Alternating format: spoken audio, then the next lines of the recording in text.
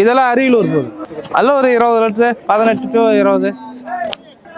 எல்லாம் பட்ஜெட்லேயே இருக்காங்களா இல்லை பட்ஜெட் மீறிட்டு? எல்லாம் அவங்களுக்கு சாட்டிஃபிக்ஸாக இருக்கிற பட்ஜெட்டில் தான் எடுத்துருக்கோம். எல்லாம் இளங்கன்று தான்.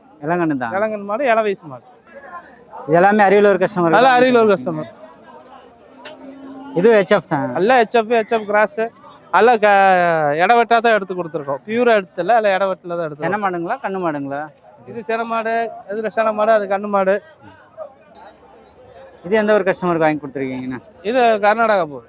கர்நாடகா தும்கூருக்கு. ஆமாம்.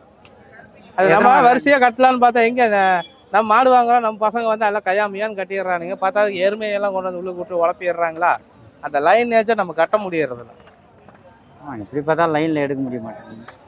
அந்த மாடை கர்நாடகா கஸ்டமர் வாங்கி கொடுத்து. ஆமாம். 2 மாடு வாங்கி கொடுத்துருக்கீங்க? 2 மாடு. இது எந்த ஒரு கஸ்டமருக்கு எடுத்து கொடுத்ததுண்ணா? அது சேலம் கஸ்டமர். சேலம். இது நம்ம போன வருஷம் நம்ம வாங்கி கொடுத்த மாடு. போன வருஷம் ராஜபாளையத்தில் வாங்கி கொடுத்தோம். 22 லிட்டருக்கு மேலே கறந்தது. இந்த தாட்டி வந்து இந்த தாட்டி சேலம் கஸ்டமருக்கு அவங்ககிட்ட இருந்து இப்படி மாற்றி விட்டுருக்குறோம். நம்ம கஸ்டமர் மாடு நம்ம கஸ்டமருக்கு வாங்கி கொடுத்துருக்கோம். நல்லா பால் திறன் ஜாஸ்தி இருக்குன்னு. எத்தனை லிட்டர் பால் கொடுக்கும்? இது போன 22 லிட்டர் கறந்தது.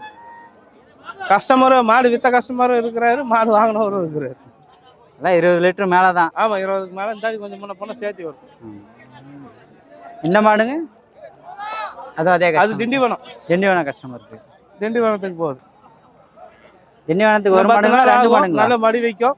எப்படி ஒரு 18 to 20 லிட்டர் கறக்கும். அந்த சேவலம் மாடும் இன்னும் 10-15 நாள் ஆகும். அதுவும் சேர்த்து கறக்கும். 2மே சென மாடுங்களா? 2 சென மாடு.